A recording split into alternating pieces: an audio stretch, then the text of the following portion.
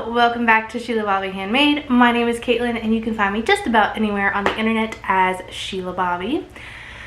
Welcome back. It has been 3 weeks exactly since I recorded the last podcast and I have some finished objects to show you.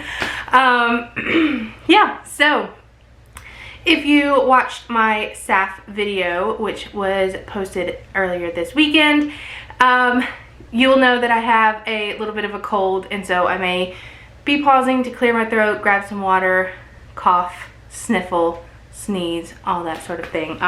Much better today than I was yesterday when I recorded the SAF video, but still not 100%. All right, so let's jump in. Let's get started with finished objects, which I have 3 finished objects for you today. The first one is what I'm wearing, and I have recorded a little bit of video for you to see what this looks like on my body. But this is the Sticks Season sweater by Rebecca Clow, and this is a test knit that I just recently finished. I finished it just in time to wear to SAF this past weekend. And so a little bit of details about this particular sweater. I knit the size 7 and I knit it exactly to pattern. The only thing that I did was add a little bit of length to the body. I think I added 5 inches total to the body. So that's the only thing I changed. Everything else is exactly to pattern, even the lovely folded collar, which was my first time doing a folded collar. So was pretty excited about that. So I started this sweater on September 4th as soon as she released the pattern for the test knitters, and then I finished this on October 17th. Immediately popped it in the wash to block and wore it for SAF weekend. So I believe that is all like the details. The yarn that I use, and I do have a ball band here, so I used Explorer Knits and Fibers. There we go. Explorer Knits and Fibers in the Rockies DK base in the Avenir, I always think I say that wrong, Avenir colorway. This was her colorway from the winter solstice in, I believe she released it in early 2023. May have been late 2022, I can't remember. But anyway, it was with her winter solstice collection, and this is 100% superwash merino and is 274 yards per 100 grams. I used just over 5.5 balls. I think it was like 5.6, 5.7 balls to make this sweater. And so I did not alternate skeins, just completely went with the flow. There are no, in my opinion, no obvious delineations whenever the yarn changed. So that's fabulous. Here's it in the cake. It is a lovely blurple purple blue, dusty blue color, and I love it. This yarn is very soft and squishy. It is, I believe, an 8 ply, so it's really nice, and the stitch definition is chef's kiss. So that is all about my Sticks Season sweater. If you would like to know when this sweater is released, I believe it is planned to be released the first week in November, second week in November. So either follow my Instagram and I'll post a picture whenever the pattern is released, or follow Rebecca. Her Instagram is below, which is Rebecca Clow, or the Crab Bear here on YouTube. So you can follow her Instagram and she will definitely let you know. Explorer Knits and Fibers is also doing a kit release for this sweater. So if you are interested in some of their yarn to make this sweater, head on over to them as well. They are linked below as well. Alright, so that was the first finished object. The next one is closely related. So Rebecca reached out to the test knitters and asked if we would like to test the accompanying hat for Stick Season, and I said yes. I have plenty of yarn left over, and so, and actually I had one caked up. So I hopped on that, so that is my next finished object. This is not blocked, as you can see. It is very warbly and bumpy, and there's a little bit of a point there at the top that I need to block out. I finished this last night in the nick of time for bed, so it is not blocked, but that is on the agenda for today. So here's a close-up of the pattern for the hat, and I will go ahead and pop this on. I did realize as I was trying this on earlier that I sewed in my end as if this was not going to be shown, and so I need to pop that through on the other side. So if you notice that, ignore it. This is a folded hat, so you do knit the brim of the hat or the border of the hat and then fold it up. And it is a very cute beanie in my opinion. Here we go. Hopefully that will show well on camera. It's hard to see what you guys are seeing, but it is very cozy, not a tight beanie, very loose and nice fitting. I knit the size 2. There are 3 different sizes inside of the pattern, and this will be released alongside the stick season sweater. As far as I know, I do believe that some of the proceeds do go to a charity in Vermont related to flooding, I believe. So again, follow Rebecca so that you can get all the details of this hat as well. But I knit it in the exact same yarn that I knit the sweater in. I had a ball wound up ready to go because I had a ball that was a little bit darker in the dye lot that I was using for my sweater. So it was already wound up and ready to go. So I used about half. I think there's like 47.3 grams left on here. So I'm thinking of making one of the small ones with this one and giving it to one of my nieces and nephews. So yes, this is the stick season hat and will be released alongside the stick season sweater. My third and final works in progress, and I'm going to take this hat off because it is currently 72 degrees. We do not need hats and sweaters at this moment. So my last finished object is the socks that I was working on for my sister for Christmas. So Tiffany, if you are watching, please look away unless you want your Christmas socks to be spoiled. These are them. They are just a vanilla pair of socks. The details on these is that I knit them in 64 stitches, 20 rounds for the cuff, 40 rounds for the leg, simple heel, flap, and gusset, and I believe this is just the regular wedge toe that I do. No big changes there. Here is the other sock as well. There you go, both socks. I knit this in Ruby and Roses on their plump rose base. This was a Misfit one-of-a-kind colorway that I picked up from her when she did one of her sales, and so it does not have a unique colorway for me to tell you to pick this up. But I did see some footage from her from Rhinebeck, and I believe she had a color that was very similar to this, so I would look in her shop and see if they have something very similar to this. This was usually, their Misfits are usually ones that they were testing the colorways for the collection. Maybe it didn't turn out quite right, and so it's not the exact same color, but you can get something very, very similar.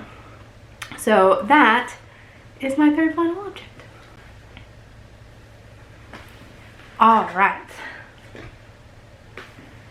All right, let's get into works in progress. I do not have that many that I've worked on since finishing the sweater, the hat, and the pair of socks. I think most of this has happened within the last week, so not too much to go on. But the first thing that we will talk about is changing the page inside of my notes is the Toasted Tea, also by Rebecca Clow. I am working on this and have been working on this. It is still on Body Island. It eventually will get done, I promise. This is going to be my next focus to get this done so that I can work on what I got acquisitions for, and you'll see that in a moment. So this is the Tulsa Tea in the fingering weight version. I am knitting this in the iconic colorway in Hot Sock by Scan Cocaine. And I'm going to turn this upside down just because it's a little bit easier to show you. This is where I was, the little orange heart marker was where I was last time, and then this red marker is just my, you are actually working on the body, don't worry, there is progress being made. So I am currently using 2 different balls of yarn and helical knitting them. There is a large difference in my opinion of the top of the sweater and the bottom of the sweater. But as I said in my last podcast, this sweater particularly is meant to just throw on over pajamas and just be a cozy sweater to wear. So the actual lining up of the little pixel speckles are not that big of a deal, to me at least. So I am narrowing down on my balls. These are the last little bits of the colorway that I have, and so I will knit them down to where I have just enough to do a ribbing and then finish off the sweater. I'm hoping to not have too many leftovers of this particular yarn so that it will finish it up. Here is the label again. This was one giant cake of yarn, and I knit continuously on it without splitting it for quite a while, and then when I got to the body I realized that the pooling of the speckles was bothering me, so I wound them into 2 separate balls and then have started helical knitting.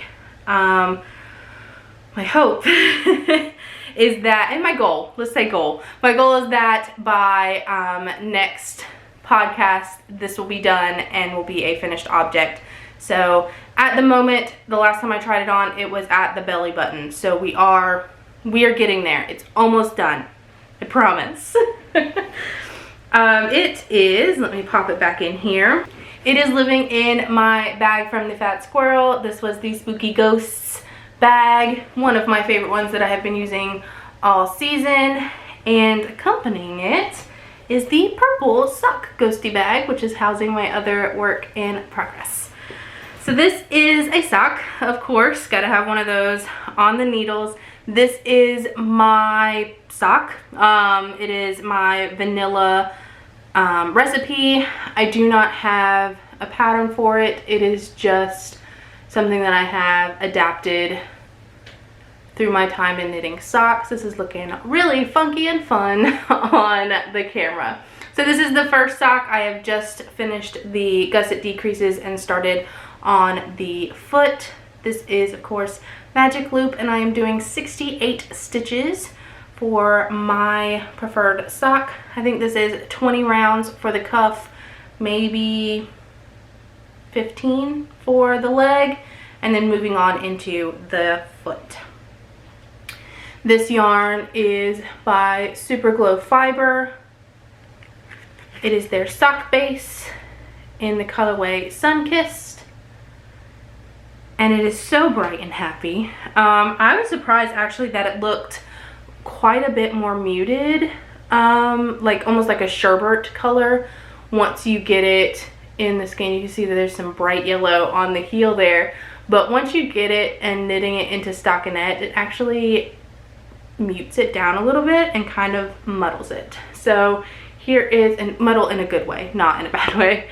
Here is the cake that I am working from. It blows out quite a bit on the screen because it is so bright, but my plan is to make these socks for myself and then maybe make a pair for my sister to go along with her Christmas socks. So I'm considering using this as the cuffs and toes and maybe heels for my sister's pair. Let me know what you think. It's bright and happy. I think it would just be a great contrast color. I'm not usually good about mixing colors. I usually just, if they give me a mini, I'll use it with it. But yeah, that is my plan for that sock. Working steadily along on that. That is mostly my meeting sock, my out and about sock, and just plain stockinette when I really can't stand working on a body of a sweater again. So those will be my main focus over the next 2 weeks and hopefully get that done.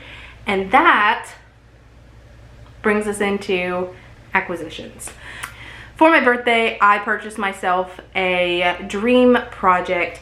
I have always, since it's come out, I have always loved the Fragmentation shawl by Stephen West. I am not a shawl person. I do not wear shawls or scarves. I am not that type of knitter. However, that Fragmentation shawl just looks like the coziest thing to wear, like as a wrap, sitting on your bed knitting or working at the computer, whatever. Just have something around your shoulders and be cozy. And so I've always wanted to do it, and I've always wanted to do it in funky colors, like things that are not my normal. I am a dark color person. I will wear dark grays, blacks, blues, greens. I'm not usually, you know, a bright funky person except in socks. But yeah, so I've always loved this Fragmentation shawl, and it's a big project. It's 7 skein project, which is a sweater quantity for myself. So yeah, it has been something that I've wanted to do. I decided that I would want to cast this on soon after my birthday, once I finish the Tulsa tee, as a birthday gift to myself. And so I started looking for colors, and like I said, I was looking for colors that weren't necessarily in my usual color palette, something bright and happy to work on over the winter, when it's a little bit darker, duller, as me and my family call it, the dark time all the time, dark time sadness time. So something to brighten up that time of year and just have something bright to work on. So I went to my local yarn shop, not this past weekend, but the weekend before, and they got in a new line of Kelborn woolens in perennial. Yes, perennial. And it's new to them. I don't know if it's a new yarn, but it's new to them. And they had it just inside the door, and I was facing it while I was sitting and knitting, and I kept looking over there thinking, those colors need to go together. I think that's my shawl. So I went over with my niece, and we lined up a couple of colors and made a decision. And so I purchased a bit of yarn to make that shawl. So I don't know which order, you know, that you go in. They have a, Stevens West Pattern has a color grid where you can go in and color in what colors you want to make sure that you have them in a nice order. So I don't know what order I'll have them in yet, but let me show you the colors I got. First, let me show you the tag. So this is the Kelborn Woolens Perennial. Does not want to focus on that. There we go. Perennial, and it is 60% superwash merino, 25% Surrey alpaca, and 15% nylon. So it's going to be very soft, squishy, warm. It comes with 497 yards per 100 grams. And if I am not mistaken, that is plenty for the shawl, for the Fragmentation shawl. I believe his shawl calls for 300 of each color. So I have well more than 100 yards, almost 200 yards more than is called for. And my plan is to knit this at a little bit of a looser gauge, maybe go up a needle size so that it has more drape and goes a little bit longer and a little bit bigger so that it will be nice and wraps around my body. So let me show you. This is the first colorway, which is 105 Natural, and it is showing a little bit warmer. Like I've said before, I have a lot of yellow and bright white items inside of the shed, and so it often reflects yellow. As you can see at the top of my hair, it is reflecting a little bit yellow. So this is quite a bit warmer than maybe is showing up on camera, but in person it's just a little bit of a cream natural color. The next color is Cantaloupe, and the number for this is 865, and it's just a peachy, creamy pink coral color. Cantaloupe, that's accurate. The next color is Neon Coral, which looks exactly as it sounds. It is a bright neon coral color. The number for this is 825.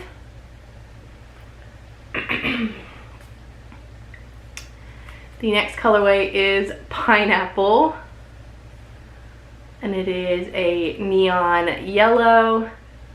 The number for this is 734.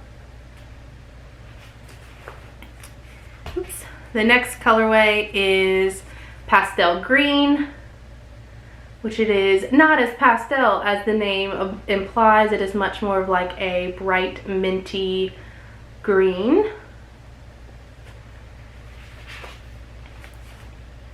Then we have cornflower,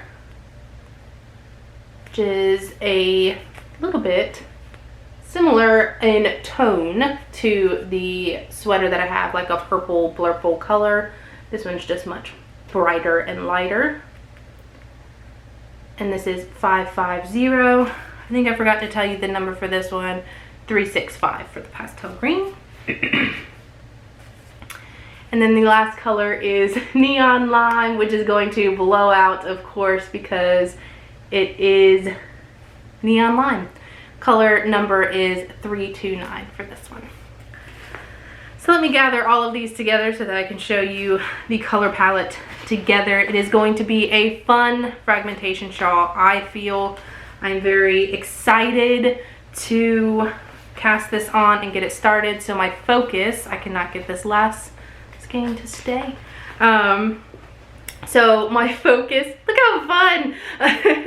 My focus is going to be to finish the body on the Tulsa tee so that I can cast this on and just have a whole bunch of fun, joy, making this bright, soft, cozy shawl. While I was there, I also picked up some stitch stoppers. My niece really liked these peanut butter and jelly ones, and so we picked those up so that we could have those in our collection, because she often likes to share my stitch stoppers and switchers out on her project whenever we work on it. So we will share those. And then we also picked up some stitch markers that were new to the shop, so I will show you those. This one is my niece's. It is a little sheep stitch marker. Let's see. I think she picked out the key for herself as well. A little enamel stitch stopper. And then I picked out a blue starfish, a pale pink starfish, a green mermaid tail, a pink moon, and this one that kind of looked like a stained glass window. And that was my birthday purchase to myself from the local knit store. And then a little nitty acquisition as well that I got for my birthday from my mom is this Pacific Knit Co. Basic Doodle card deck. And I will link this down below, at least the shop. I can't show you the actual patterns, of course, that are in here, but I guess this is a good example. So they're meant to work with her doodle cowls and scarves, and I think that she has like a hat and that sort of thing. But they're also really handy to have on hand for if you want to add a little bit of color work into a hat or sweater, socks, anything that you're making, and you just want to have a simple pattern. She has other ones that have, like, she has the autumn doodle, the winter doodle, the spring doodle, summer doodle. I think she has like an ocean doodle, which has, you know, patterns of actual like octopuses and leaves and things like this. This is just the simple one. So this is included in the pack, which is the standard doodle, and it has the pattern information on the back, but you can see the doodle color work in there, and so you just kind of pick one of the color work charts and add that into the doodle cal or whatnot as you wish. So that's a good example of what's in here, and it has just on a card this size includes the pattern that you would want to add and the colors that you would need. This particular deck has 51 individual patterns, and so this was awesome to add to my collection so that I can add some color work into my socks and things as I make them, and just add a little bit of color and patterning. So that is the acquisitions section, and so I'm going to lead into lifey stuff while also talking about acquisitions. I did have quite a haul from SAF that I went to last weekend for my birthday weekend, and so if you would like to see that, I'm going to link up in, it's going to be on this side, isn't it? I'm going to link up in the top a card that will link you to the SAF video so that you can watch that and see what I got at SAF and my experience there. So check that out for the rest of the acquisitions that I got over the past 3 weeks. But again, that also leads to lifey stuff, where I went to SAF. Me and my mom went up to Fletcher, North Carolina, and so again in that video you'll be able to see what we did and how that experience was. So a lot of fun there. Other than that, nothing major has been going on. My birthday happened. Just normal work, life, knit, eat, sleep, you know, those sort of things. So that has been awesome. And then also the book that I am still listening to for work is Build. This past week, since I was ill, I did not walk or listen very much because I was not feeling up to going out and exercising. But hopefully this coming week I'll be able to get back out there and continue that book. Looking around me, I think that is it. So I will leave you here. If you liked this video, please subscribe, like the video as well. Leave a comment if you would like. Let me know what you think about the colors for my fragmentation shawl. If you've knit the fragmentation shawl, let me know what colors you used, how you liked it. Yeah, let me know how it goes. Otherwise, I will see you guys in about 2 weeks. Bye.